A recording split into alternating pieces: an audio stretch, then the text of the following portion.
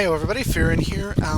Was just doing a little bit of rewatching of the other videos, and a couple things I just want to say real quick. I'm sorry about the, I guess you'd call it wind interference from the fan I've got on over here, but like I said, it is a bit stuffy right now in my room, and I will be getting up very shortly to start doing some of the practice techniques and stuff that I want to show off in some of these videos. And so when I sit back down, I want to have the fan on to cool me off because I will get hot and I overheat easily. But another thing I wanted to apologize for is all the coughing because it did sound pretty bad. So it's nothing big. It's just sinuses and stuff. You know, I got like a congestion. Not really congestion because I'm breathing just fine. It's just I've got like a scratch in my throat. And here comes another one. Tried to cover it a bit better that time. We'll see if it worked. So let's just get on with the next one, shall we? This is by far my favorite knife. If this was just about my knives going from least impressive to most impressive, this would be number one on the list. But it's not. This is about all my blades in general. So this, I can't even fit it all in the page, can I? This is Timber Rattler. Let's see if I can scoot this back a little bit. Tip it down a little. There, that might help a little. This is Timber Rattler. I think they just called it the Big Green Buoy. And there is actually a little star here. It was for the centennial on the snap, on the front of the snap. Let's see if I can get it angled right so you can see it. There you go. It's you can't read what it says. It was for the millennium of Oklahoma State. It's the Great Seal of Oklahoma, which I'm from Oklahoma, but I'm not a big fan of the state personally. I don't particularly care if you like that about me or not. But the scabbard is pretty decent. It's basically it's just two pieces of leather, and they're sewn onto this central piece, which I'm not entirely sure what it is. You'll notice this little leather thong right here. This is actually holding the flap down. I hate knives or swords that have these ridiculously long leather belt loops, because then when you put it on, it's like literally the knife just, it's like if I was to put this on with that thing there, the knife would be hanging way down here on my thigh and it would just slap around and flip and flop. Whereas with it like this, you know, if I put it on a belt like this, then it's right here where it needs to be. It's right up here at my waist where I can quickly and easily get it out. Which brings us to the blade, doesn't it? This blade is also stainless steel, just like the Montana toothpick. The difference being, this is TR-74 surgical steel. This is good quality steel. It's stainless, yes, but it's surgical quality. When I first got this, we ordered it with some bokken, Japanese sparring swords. I think that was, I can't remember. No, I can't remember what we ordered it with. I know that there was something long in the package though, because the box was fairly large, and it had fairly thick. It was fairly thick cardboard, and it had the flaps and stuff on the end that we opened up. And I walked up to test the edge, and I picked one of the flaps up, and I just kind of pressed it to it and just kind of slid it along. Like on the spine here, I'll show you. I just kind of did this with it. It wasn't even really like a really hard press or push or anything. It was just that, and it just slid through the cardboard and into the box itself, and it was like, wow. And basically one thing I will point out is that Timber Rattler has a tendency, I think they have very few molds for their blades that they forge their blades in, because their blades all tend to be a similar shape. They have several Bowie knives in Bud K. That's where this came from, Bud K. This is why I still do buy knives and stuff from them, in fact, is because of this one. But where was I? Right, they have several variations of this. One of them that I'm actually interested in right now is Paco. I think it's a Pacowood one. It's blue on the grip, but the grip is very slimmed down. The metal is much more slender. It's actually steel instead of brass. You can see this one has a really thick grip, which isn't necessarily a bad thing, because you can see this has almost a Copice style blade in that you've got a very slight swell in the blade right in here where it gets bigger towards the end. That makes it really good for cutting and chopping. Basically, if the Montana toothpick was like a light camp knife or just kind of whittling knife. This is a true camp knife. This is a true camp bowie. You could use it to fight with, you could use it to work with. This thing is not quite, but close to a 1/4 inch thick. You can see a slight dimple in the blade right here. That was no doubt in the forging process. It doesn't damage it at all. Again, as with most of these, though it is slightly beveled, the false edge is still blunt. You can see it right here. It's blunt. Unfortunately, I would love to have it sharpened, but it's not. But yeah, this is a really nice bowie knife, and this is actually the first one that I will be showing a few techniques with. It'll basically be some things that I've kind of already covered with the coppice, because I'll be using it with the buckler as well as by itself. Because a weapon this big is big enough to be, used with some, capability in a fight. I would like to point out the hilt here. The pommel and guard pieces are brass. And this weapon has made me a big fan of single guard buoys. I like the design of it. You've got just enough of a guard here to protect the front of your hand. In a modern day and age, technically, personally, I still prefer the concept of a more developed, or at least a larger guard. Because even in a modern day and age, if somebody swings at you with a machete or another bowie knife or any kind of blade, or even a baseball bat or a stick or something like that, your hand on the weapon is, if you're guarding with the weapon, which is advisable as opposed to guarding with your bare hand or your arm, then your hand is going to be, at risk because it's out in front. Just like I talked about with the coppice, it's going to be at risk because it's out in front. But overall, it doesn't hurt anything. In fact, this is actually more similar to the original bowie knife that Jim Bowie carried. His preference was what's called a Cyril-style bowie, which basically just has a single guard that comes out to the front. Another thing is this shape is very nice for keeping your hand on the knife. It's not quite as good as like the hook on the coppice. This could still slide out of your hand, but it's not bad. There's also, as you can see, plenty of room on the hilt, so you got plenty of room to slide your hand up and down on it. You can hold it back here for really like almost throwing it out, kind of chopping with it. You can choke up here for push cuts and fast cuts. It's fairly well balanced. I think it's just a little. It's not exactly a light blade. I'd say it's probably close to a pound, but it's fairly well balanced. The balance point is really close to the hand, as you can tell, and that's because of that is actually because of that thick grip and the brass pommel and guard. It helps balance that blade out. I can't think of the right word to describe that right now, how it kind of swells as it gets out towards the end. But yeah, you've got a really good cutting power with this. You can also stab with it really effectively because of that drop point. It's effective at a stab, but it's not as effective as, say, a double-edged blade, or if this drop point didn't curve back up at the end. If it just, more like a sax, just dropped straight down to a point, that would make it better at the thrust. As it is, it does thrust well, but it's better at chopping and cutting. So I'm actually going to cut this video here for just a minute. I'll probably actually wind up editing it into one video, maybe, because there's not a ton that I've got to cover, and I've still got, again, I verified my account, so I should be able to post anything over 15 minutes, so, yeah. Hi everyone, Jerry here.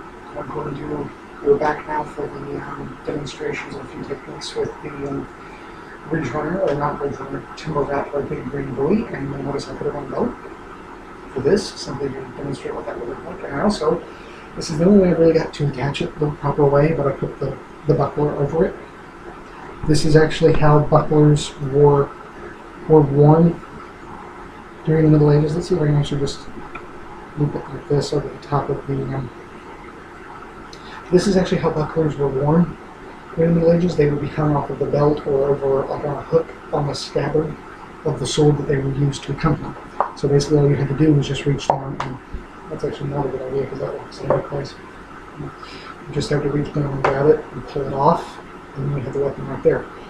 I don't think I can loop it over that with this weapon on, so I'm just going to lay it aside and doing the weapon only technique. So with a weapon of this size, You can take, kind of a traditional, the kind of stance that Willie himself would use, which was probably like cutlass or saber stance, with it out in front like this. Although a lot of people will tell you to use your forearm for a guard.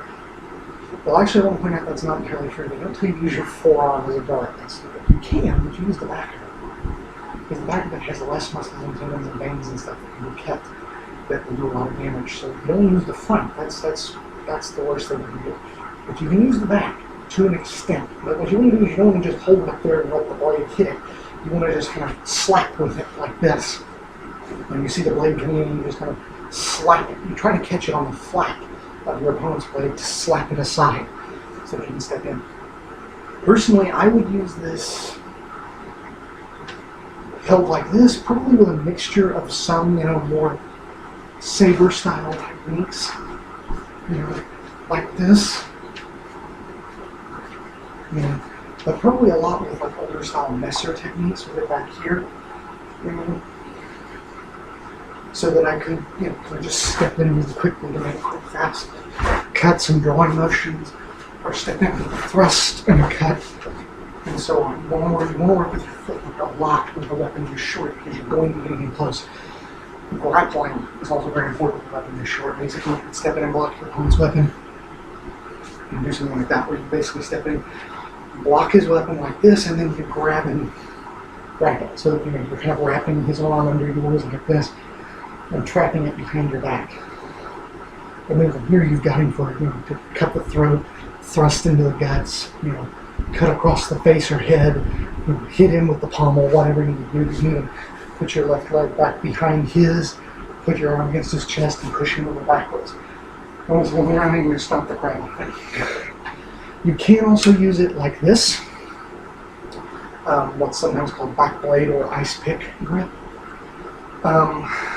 This weapon, again, is better at the cut than it is at the thrust, so this is not the optimal way to use it. You can make some pretty quick cutting motions like this. These have nowhere near the power as if you were holding it like this, and you have a lot more difficulty judging your edge alignment to get the cut proper. This kind of stance is primarily for stabbing, but you can use it like a rondelle. You just kind of hold it out in front of yourself like this, and then you can use it to deflect blows, and as you deflect them, you just step in.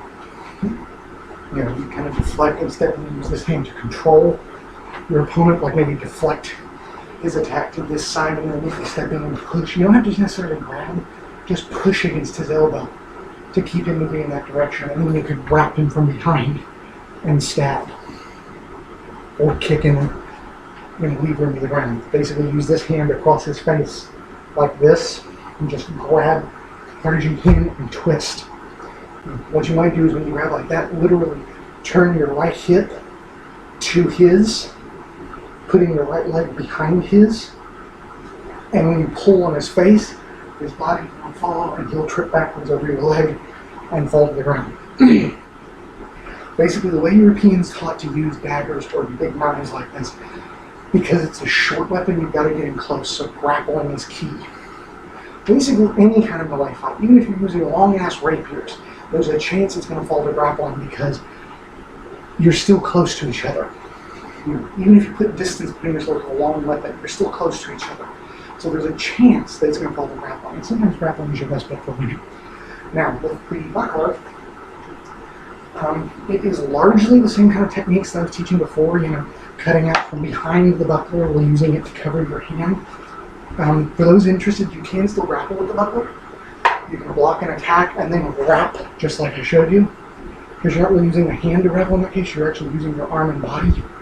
So you can still use that technique, and if you want to step behind him and throw him over, you can still do that. You just reach up with the shield against his chest and push him over backwards, or you can alternatively put the leg in front of him and reach up behind him with the rim of the shield to like between his shoulder blades or the back of his neck. Shoulder blades is better because the head is made to bend forward, so if you just push him in the back of the head, you're just going to push his head forward, and he can lower his center of gravity and let it pass over the top of him.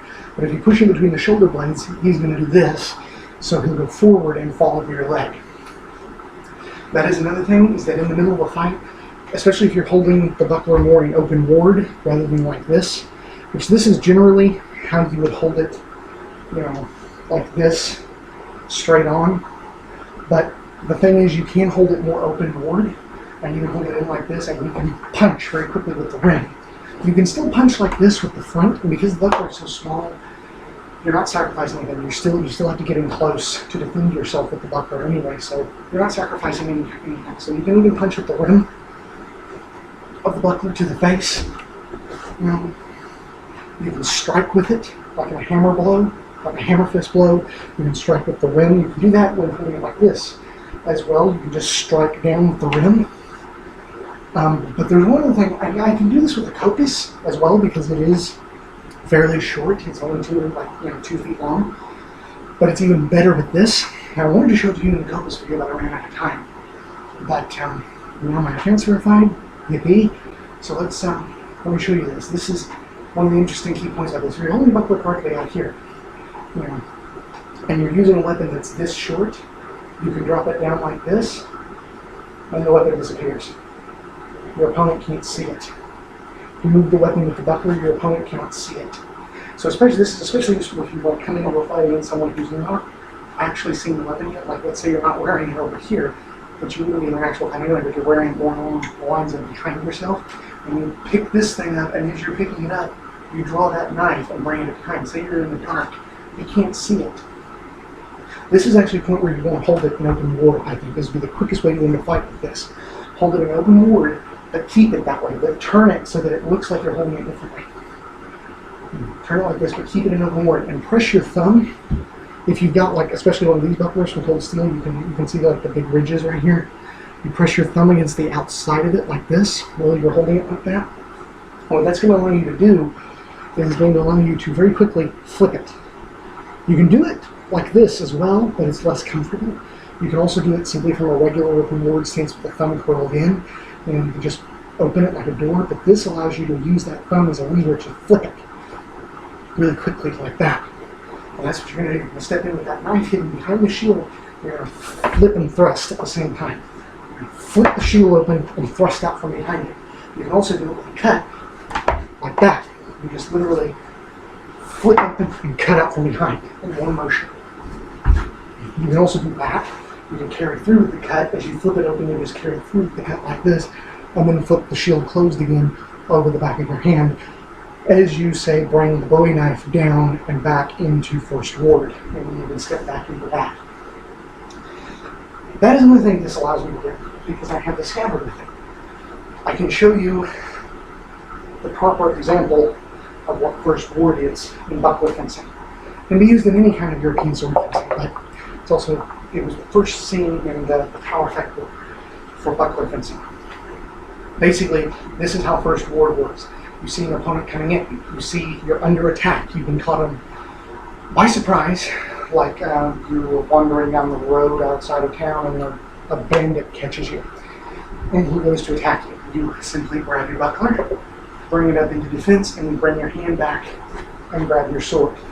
And any good sword scabbard is going to be made so that it will twist on the belt like that, so that it will hang straight normally and out of the way, but you can tip it forward to make drawing it easier.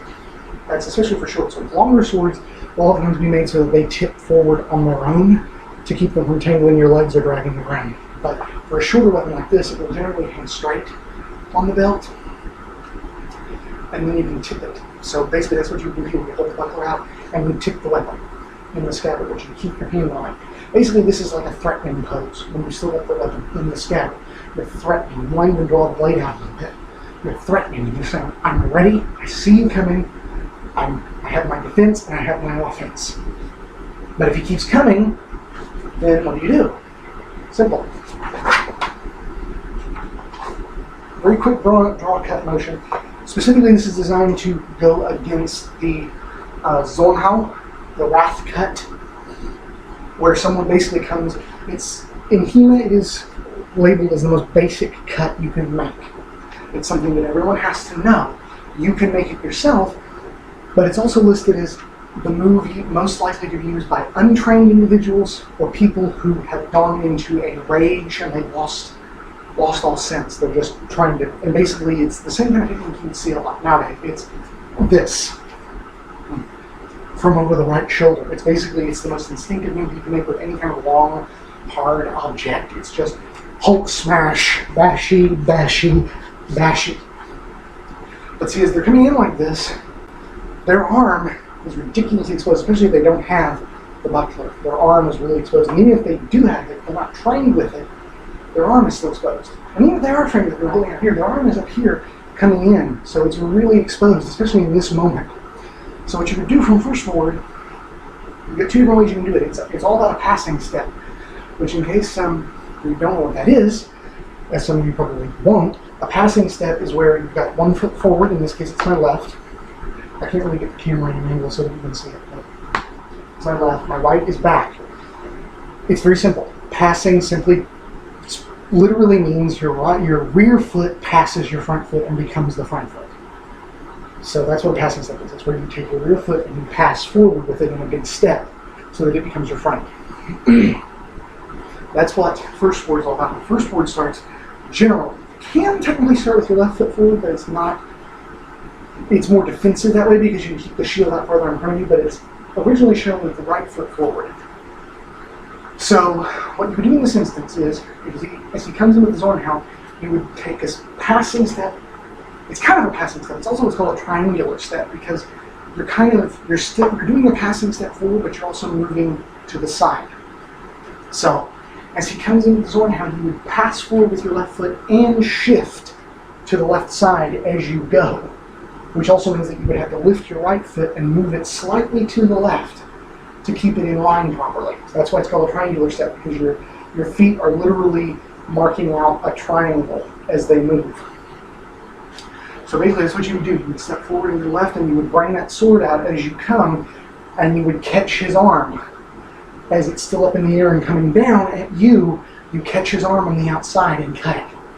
Then there's the alternative version, which is more of an advancing step, or it's the one that you use if you have your left foot forward and first forward. That might actually be more comfortable. As he comes in with it, you take that step to the right and draw the sword and cut on the inside of his wrist as he's bringing the sword down. The inside of his wrist being exposed in that motion, you would bring your own blade up and catch him across it. And it's shown with like falchions and messers and such in the treatises, and even arming swords, that you can take a wrist off. You can take the hand off at the wrist or the forearm. With that motion. This weapon might not actually dismember the limb, but it would definitely, like I said, the inside of the forearm is the weakest. That's where all the tendons are, all the muscles are. It's a very weak section of the arm. That's where you want to cut. Basically, you cut there even if you don't take the hand off.